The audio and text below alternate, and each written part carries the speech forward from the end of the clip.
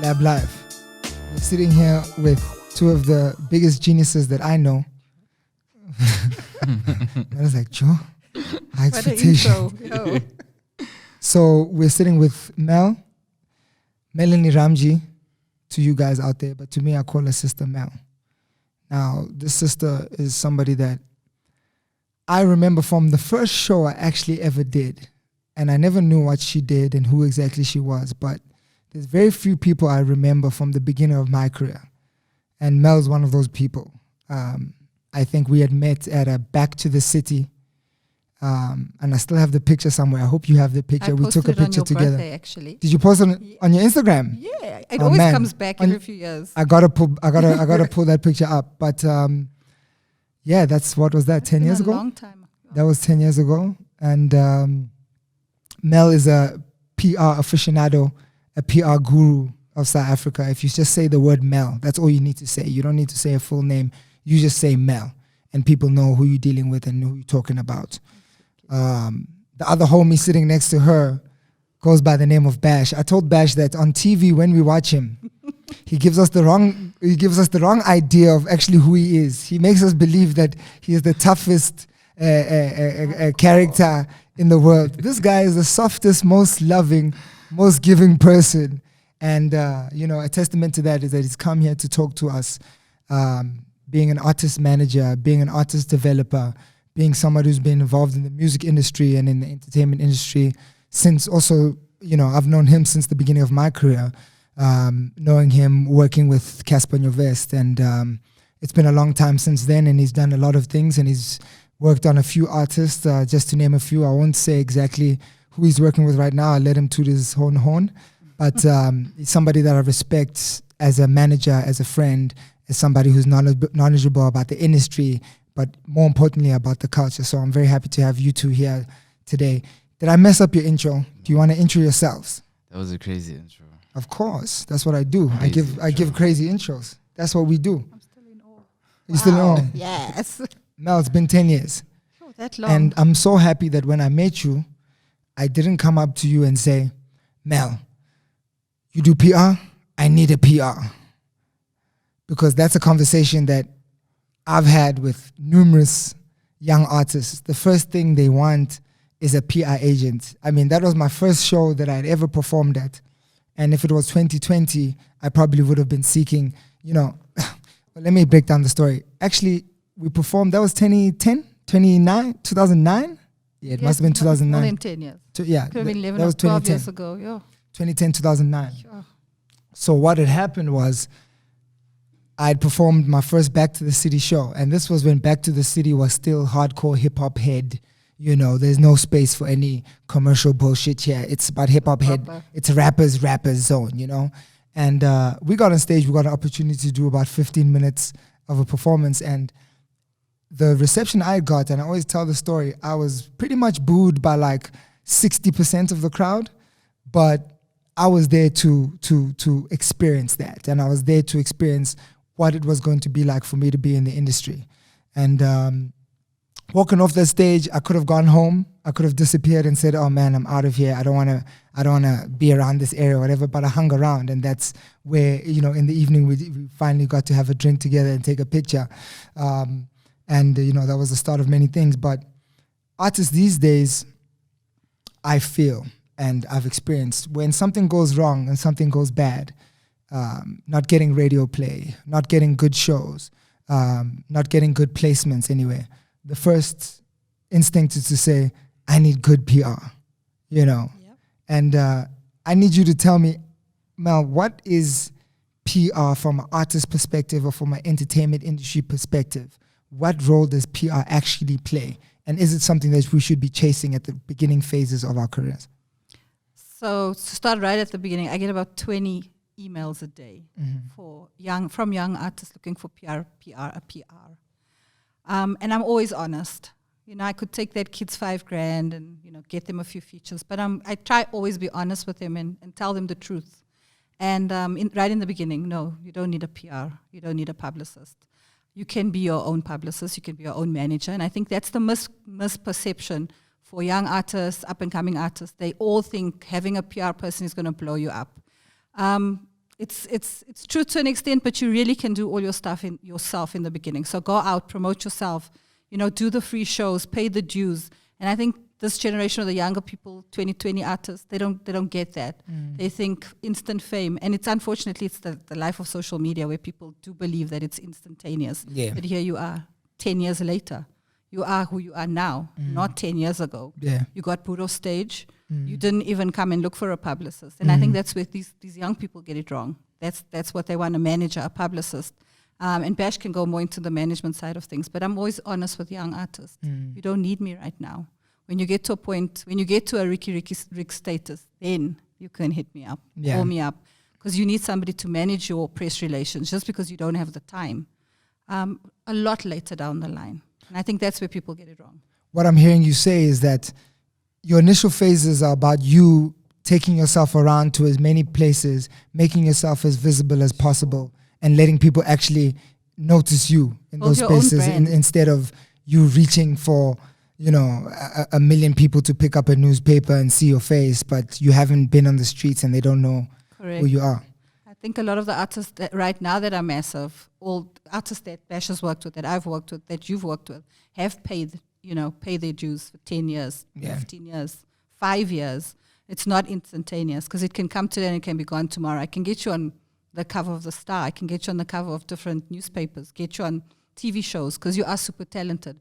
But you can also do that for yourself and build your own brand initially. You can get out there, be on the street, be the artist of the people, get the word out. It's always better for people to see you live and get to know you personally. So it's great that you're on the cover of a newspaper or magazine. But, are you actually talented? And once you have that talent and you build your own brand, that's what's more important than having a publicist to manage that. Getting on the roads, Bash, getting on the roads. I mean, it's always been an important aspect of what we did coming up together. I remember at the beginning just noticing you as, I didn't even know that you were so deep into what artists are and what artists are meant to be doing. And I didn't know your vision was so deep when it came to looking at the artists, because I noticed you as somebody who was around taking pictures. You were literally taking pictures and doing videos for Casper at the time when I met you.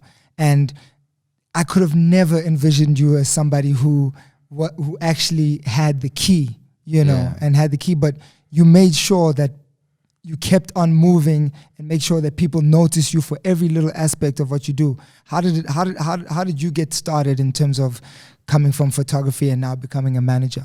I think this also links into what Mal was saying, that like you need to put yourself out there and be like familiar to the spaces to kind of figure out how to do things and push yourself. People think that I started with photography. I was a DJ before that. You were DJing? Yeah. I remember DJing at a party that you were at ZA. And that was Kenny Kunene's club. Yeah. I used to DJ everywhere. Like at ZA, at the bank, at the Rick Ross or Tiger after party. I was DJing there. Nobody knew me, but I would hustle my way. And that's how I started, really. It was DJing. I wasn't good at it, but like it got me into places and I kept pushing. And from there, I was always in the studio chilling with Casper and the guys. Not really doing anything, but just learning from them. And then I used to watch Rick Ross a lot, and he had a guy who films for him. I can't remember what his name was, but I was just like, damn, we don't have anyone that's really documenting anything like this right now. It wasn't Dre. Was it Dre? No, it wasn't Dre Films. It wasn't Spiff TV either. Or was it Spiff TV? It was Spiff TV. No, was it Spiff TV? Oh, but I get what you're saying. Yeah. Young Money also had somebody who was videographing for them the whole time, and somebody who was always there. Yeah, so I just picked up a camera, I started documenting stuff. At the time, me and Casper weren't even cool with each other.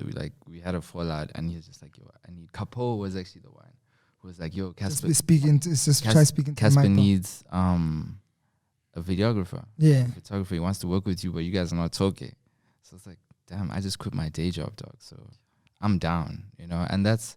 I was a manager before that. I managed Nadia Nakai the first time when I was 21. With Ganja Beats, we had a label.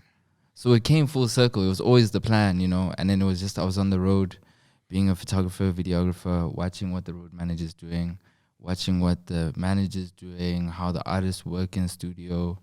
And I just gathered the 5 years or 4 years I was on the road, made friends with all the promoters, made friends with all the DJs, so that when I got the opportunity to manage an artist, I have a background of a DJ, of a videographer, of a photographer, of a road manager, of being in the studio. I knew what I was doing. I have my whole network of promoters. I mean, what you're talking about, and that's been a theme in all of these talks that we've been having, is building skills is so important in this industry. It's important for you to understand what is going on and understand what other people are doing before you go and get other people to do it for you, Yeah. And like you're saying, from being a DJ, from being to being a photographer, to managing, it takes time to develop skills in all those areas, but you have to understand it to really last in the industry. Mel, with in the PR game, there's very few PRs I've seen that have been around for as long as you have, and I'm not trying to expose your age or anything like that. I'm 25. Oh, I don't know what you're talking about. Ooh. Please you must sign the release form there, because we've got an age limit here. No this one is for 30s over. This show, no, right? I might be too young. So yeah, you might be too young for this one, but you've been around for so long, consistently doing great work. What has kept you on the pulse? From work with Channel O in early 2010s, early 2000s, mid 2000s, early 2000s, to doing Cotton Fest late 2020s. That's I don't want to use the word longevity, but that's consistency. What has kept you so consistent? It's in my DNA. I think hip hop or the entertainment industry is in my blood. It's in my DNA. So to take you a little bit way back, I think I started out as a rapper. Oh my gosh. You gotta drop a beat. Listen, in my teens I thought I was a rapper. Okay, that didn't really work out. But somebody get a beat. I need a beat. I'm gonna drop a beat on this one. I was dating a DJ at the time, and I thought I had some what do they call, some beats, some vibes, some rhyme. I was whack. Do you have a rap? Did you have a rap name? I did. It was Butterfly. Oh man. Like so these old school rappers, they will know I tried. They remember. They will remember. They were like, Mel, maybe stick to the business side. So I used to run the door at a nightclub. Yeah. I used to take the money, the 4 rands and the 6 rands at the club. That's how old I am. Yeah. But yeah, we ran a club together. So it was always in my DNA. So while I was at high school, I was already, working the door at a nightclub, and it's just consistently stayed with me. Like I said, it's in my DNA. When I got to an age to work, I did my studies. I studied fashion design, oddly enough, and entertainment kept calling me. So we started a label, and for people who know me 100 years ago, it was called Eargasm Entertainment. Mm-hmm. And then it transpired. It started with Eargasm Records. We released a few artists, but we were just kids who loved hip-hop, and we knew the 5 fundamentals of hip-hop, and we were in it, and that's what kept me out of trouble. We started this label, we started an entertainment company, and it's been in my blood ever since. I think what keeps me in it and keeps me fresh is that I keep my ear to the ground. I hang out with a lot of young people. I try to be in the space that I love so much, so it's a natural thing for me. And as much as I grow the industry, I grow with the industry. And I have young kids, so I live through them. Well, it's so important, man, like understanding that. Yeah, I look at us 3 sitting here as hip-hop heads. Is that safe to say? And it's amazing how hip-hop can take a person who loves b-boying and throw them into the role of an MC, or take an MC and throw them into a role of an artist or a graph artist, It's amazing how hip-hop can allow us to do so many different things. We can start off as rappers, but still find a position doing something else, And I always try to tell, especially to these young kids, that there's so many things that you can do within hip hop, not just be the rapper. Correct. Yeah. There's so many hats that you can wear as long as you're willing to give yourself to the culture, give yourself to the movement, you know. And that's something that you don't see a lot of these days. No. Was it difficult for you saying that, okay, I'm not going to do the DJing thing. I'm going to sacrifice my time to deal with an artist? And who was the first artist where you felt like, okay, this is a mission that I'm going to make work. I'm going to take this artist, I'm going to sacrifice who I am as Bash, as the person that people know me as. I'm going to get behind this artist and fully push them. When was the first time that you made that sort of decision? I think personally, I've never wanted to be like in the spotlight. I can be the person next to them, but never there. I was always very uncomfortable. So that pushed me away from DJing, and that, like, I spent a long time like trying to figure out what it is I actually want to do. Yeah. I tried to run away from music, but it kept coming back, and I was like, I have to figure it out. Yeah. I mean, when I was younger, I did have artists that I was pushing, but I think it was really with Nadia. Like, that was, now I have the experience of working with Casper. Now that I have the experience of everything that I tried before that failed. And that was it. That was the time where I was just like, I'm going to give this my everything. I remember I stopped drinking for like 2 years. And that's just to get into the zone. Yeah. I stopped drinking. I wasn't dating anyone. I wasn't trying to do anything. It was, I'm 100% focused on this thing. And it has to work, you know, because I've been waiting for 6-7 years, being a photographer, being a videographer, being things I didn't want to be, you know. And when the opportunity came, like, I took a calling. it. Yeah. Yeah, and you got to take it. DNA, but it's also a calling. It's 100% a calling. So you ultimately found where you need to be. Yeah. In this culture. Yeah. I guess, I help people get to where they need to be. That's my job. That's my calling, is to play my role in helping artists reach their dreams. That's it, yeah.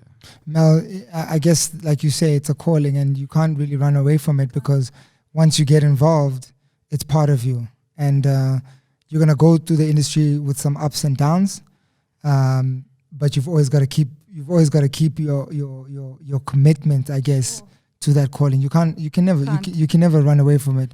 Was there ever a time where you felt like, oh my gosh, this job I'm working on right now, I can't deal with it. I don't know how to, to get over this obstacle. I just can't do this anymore. Have you ever had those moments? So many times. It comes back every few years. I think when you saw me, I was just coming back into it actually in 2010. Yeah. 2009, I quit my job. I'm like, I'm not doing this PR thing anymore. I quit and I went to London for 3 months. I was like, I'm done with PR. I'm done with entertainment. I'm going to come back and do like a bank job. Yeah. Like, I don't know how to do it, but I'm going to figure it out. And I came back and I got a call from my best friend, said, listen, we're starting a label, which is a big label right now, but she was just starting it out. Me and my partner are starting it out. You're going to be the third person.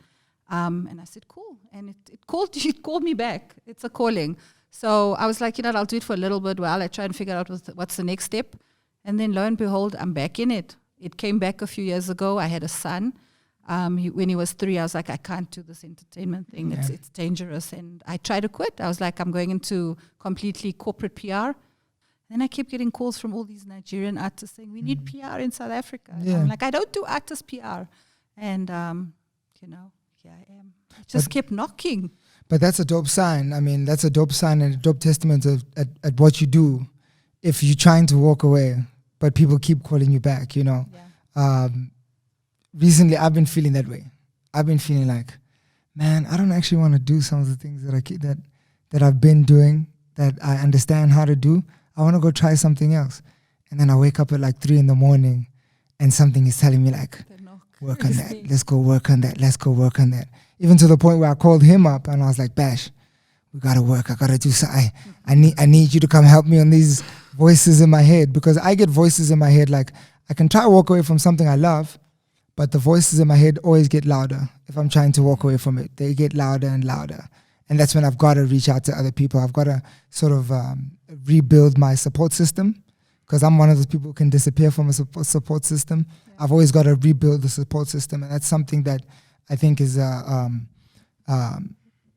quite taken for granted in our industry, how much you actually need great people around you, and there's no good PR that's going to cover the fact that you've got bad people around you. Yeah. You know what I'm saying? You've always got to have good energy around you. There's no spin. This is so true. There's no spin. You know what I'm saying? There's like, you've always got to know, like, these are my people. You know what I'm saying? Have you ever been in a situation, Bash, where you wanted to work with an artist, but you sort of had to like bump out people that they're working with for you to be able to really do your job? Very controversial question. Okay, don't answer. Don't answer if it's gonna get you in trouble. Because no. I've never like intended on ever doing that to anyone. Yeah.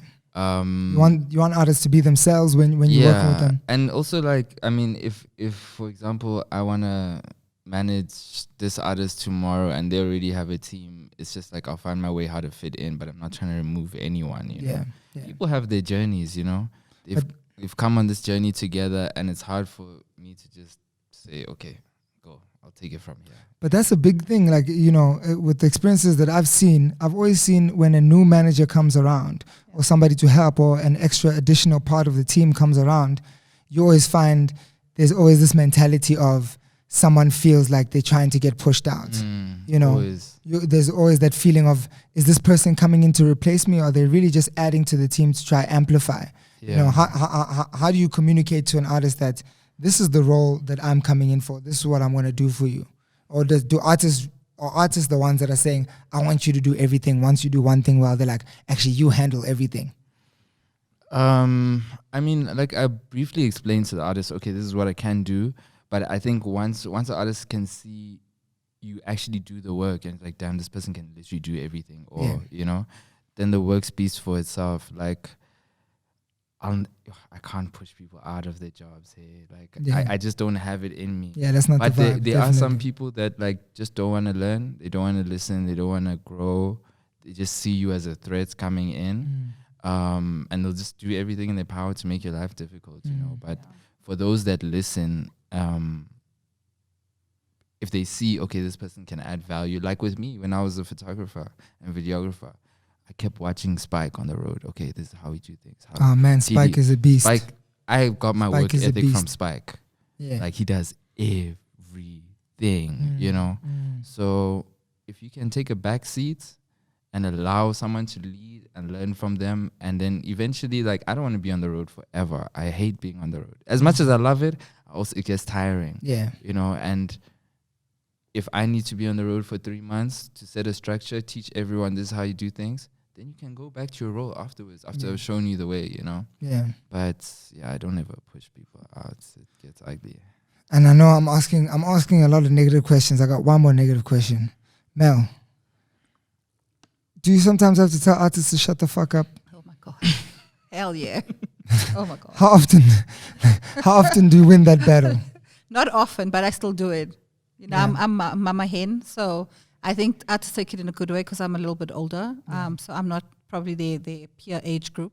Sometimes they listen for a little bit and then they're back to do the old tricks. Because struggle. PR is really there to help them maintain a certain brand and a certain image and a certain communication that goes out. And it's difficult because you still want that person to be themselves. You don't want them to change who they are. What draws you to an artist, Bash? Like when you see an artist and you say, I want to work with this person. I just have to believe in them. Like I have to see something special. I mean, I've managed an artist from an Insta story. Just seeing a little clip and playing this 15 seconds over and over and over again. And like, I do tend to get this great idea and I want to, just approach this artist, but I've learned to calm down. So I'll generally like study the artist for like months and see how they move, how they tweet, how their content is, how everything, like just how they are, if they're troublesome, if they're not. And then afterwards, then I'll approach them and be like, okay, look, I've been watching you and whatever, and I think I can help you do this and this and this and this. Because that's where I see you lacking. A lot of layers. Oh. Yeah. 2020, we've been bumped into a disaster for our industry. We're in a position that's nobody ever expected, that nobody could ever prepare themselves for, but this is where we are. How do you feel about where we are in the midst of this pandemic? It's a crazy time. I don't think anyone would have expected it. For artists, it's very difficult because of the timing. It was like March that we started, just before Easter. you know, January, February is generally like a quiet time for artists. And now you're going into Easter, which like, okay, payday, Easter is here. Then winter, the drought is here. Then spring is here. So we went into this in a drought. Straight into the drought, looking literally like, I think it was like a week before April, or 2 weeks before April. It's just like, shut down. you know. So it's very tricky. It's hard to, I saw Casper tweet today about, you know, people are going to be saying artists are not responsible. They're buying this and that and this and that with their money, and that's why they broke, and like a lot of people's careers are going to end, you know. But we also went into this at a very difficult time. Well, not difficult time. Like economy a quiet wasn't time for artists. and the For economy artists, wasn't it was a very doing quiet time. Economy wasn't doing well. So I think it's a bad thing. It's a terrible thing. But at the same time, it's going to filter out the industry. Yeah, it's going to filter out the industry. If you really about it, like how you say we have the calling, you're gonna stay. Nothing will shake you. But those that were just here for a quick buck, that was saying, oh, you can actually make money quickly every week like this. Those people are not gonna last. But the ones who have that calling, like they'll make it out. Yeah, I see you nodding your head. You feel the same. Jeez. I mean, I feel the most pain for my fellow, like the artists in the industry. So from the DJ to the artist to even the publicist, the managers, we're all suffering. Obviously, no one expected this. Some of us prepared, but geez, it's your money to spend if you wanted to. Nobody envisioned this thing happening, and the timing was bad. But what I also think it does is it flips the industry on its head to a point where the true ones will stay, but it also makes us think a little bit differently, because who would have seen an online party taking off? I mean, when I saw a channel putting the first party like an online party, it's like, this thing ain't never going to work. Now everybody's doing it. So for me, it's twofold. It's been a curse and a blessing. It got a lot of us to think outside the box, think differently, do different things, do entertainment differently. And of course, Cotton Fest will probably never be the same. But it put us in a position where we have to think differently, and we have to do cool stuff. So that's the blessing in a way. But at the same time, it's a curse, because my fellow colleagues are not working, we're not earning money. There's nothing we can do in the old sense of the norm. So here we are. We have to create a new norm. It will never be the same. But we have to be innovative. I like what you said, Bash. I like what you said too, but I like what you said, and that's been the theme, I guess, of this conversation, is that if you are not in love with this, I don't want to say game, because it's very serious, and we see it's very serious for us. It's not just a game that we're playing. It's serious because we're called by some other higher power that we can't really explain to be involved in this industry. Sure. You know, we were brought to these people that we've met in our lives for some reason that we can't put a finger on, but we were brought close to people for some sort of reason. We're a family. Yeah, we became a family, and just like any other family, we fight and we have our back and forths, but you know, the most important thing is that we're all here for the same reason, because we love the art and we love the music and we love the 5 elements like you were talking about, and that's what's brought each of us together in different ways. So what I would really say is that for anyone who's listening and anybody who's out there, got to keep the love for what it is that we're doing. Keep the love for whatever it is that you're doing. And now we realize that it's not the quick fix, you know. Getting involved in hip-hop or getting involved in art is really a decision to be dedicated to something higher than you. It's not something to get involved in for the money. It's something that says, come through, I need your energy. And you always have to give your energy when they ask for it, no? Yeah. Bash, Mel, thank you very much. Thank you. This has been another episode of Lev Live, and it's been amazing to have you guys on here. I appreciate you, Mel. I appreciate you, Bash. And hopefully you come back soon. For sure. Definitely.